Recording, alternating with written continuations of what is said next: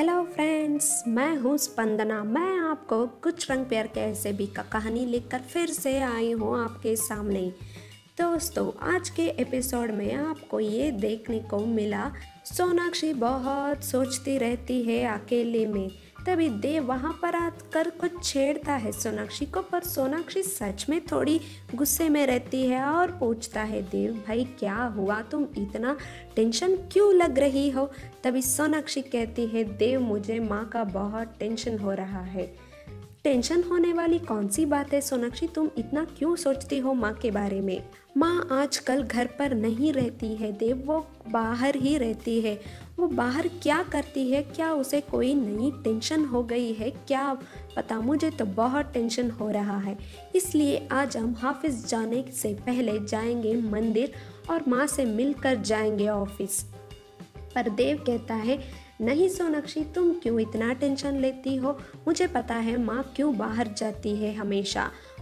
वो हम दोनों के बीच अब नहीं आना चाहती है, वो हम दोनों के लिए वक्त देना चाहती है। इसलिए वो हमेशा बाहर चलती है ताकि हम दोनों यहाँ पर खुश रहे। पर देव का ये सोच तो गलत है, पर सोनाक्षी ठीक सोच रही है। पर ईश्वरी काम के लिए बाहर जा रही है। अब आप लोगों को कुछ ही दिन में पता चल ही जाएगा कि ईश्वरी कहाँ जा रही है। आखिर सोनाक्षी को लक्ष्य के कंपनी में नौकरी लग ही जाता है। इसके लिए खुशी में ईश्वरी लेकर चलती है आशा को कॉफ़ी पार्टी देने के लिए उसके पुराने होटल में। जी हाँ, वहाँ पर दोनों मिलते हैं और उन दोनों के बारे में बातें करती है। तभी आशा कन्फेस करती है ईश्वरी के सामने कि मुझे माफ़ कीजिए, क्योंकि मेरा बुक आपके कहानी पर है। मैंने आपको बहुत बुरा भला कह दिया है। उस वक्त मुझे जो लगा मैंने वही लिख दिया। ईश्वर जी, आप प्लीज़ मुझे गलत मत समझिए। तभी ईश्वरी कहती है, छोड़ दीजिए आशा जी, मैंने कब का भुला चुकी हूँ वो सब। आज हमारे और आपके रिश्ते तो बहुत मजबूत है, इसलिए मैं खुश हूँ। मैं पुरानी बातों को याद ही नहीं करना चाहती हूँ।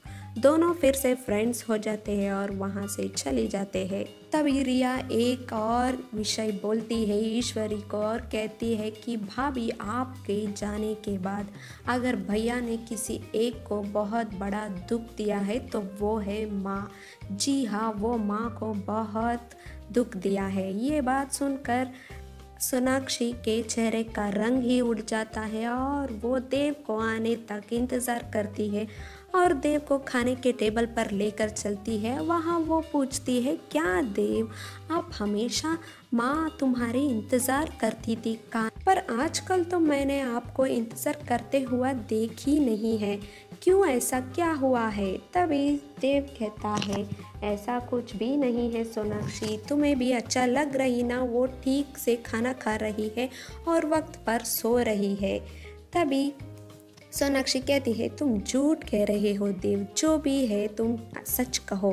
तभी देव को सोनाक्षी समझाती है और कहती है कि माँ क्या होती है, वो तो तुमसे बहुत प्यार करती है, तुम्हें ऐसा नहीं करना चाहिए देव, तुम जाकर उससे माफ़ी मांग लो। तभी देव को फ्लैश होता है कि वो तो बहुत बड़ा गलती कर चुका है और वो खाना लेकर चलता है अपने माँ के पास, सोनाक्षी को भी लेकर। तभी माँ सोती रहती है और वो उठ जाती है और देव को वहाँ देखकर बहुत खुश होती है और ईश्वरी को लगता है कि उसका बेटा वापस आ चुका है उसके पास, इसलिए वो बहुत खुश है और वो खाने का थाली लेकर उसको खाना खिलाना शुरू कर देती है। देव भी बहुत खुश होता है और उसके आंखों में आंसू निकलती है और ईश्वरी के आंखों में भी आंसू। मुझे भी ये देखकर बहुत आंसू आ गई दोस्तों। और वो सोनाक्षी को भी खिलाती है और उसके आंखों में भी आंसू। तीनों बहुत खुश होती है और ईश्वरी फिर से कहती है, अगर तुम दोनों कल से लेट आ गए तो मैं भी भूखी रहूँगी, मैं तुम दोनों को खाने पर इंतज़ार करूँगी।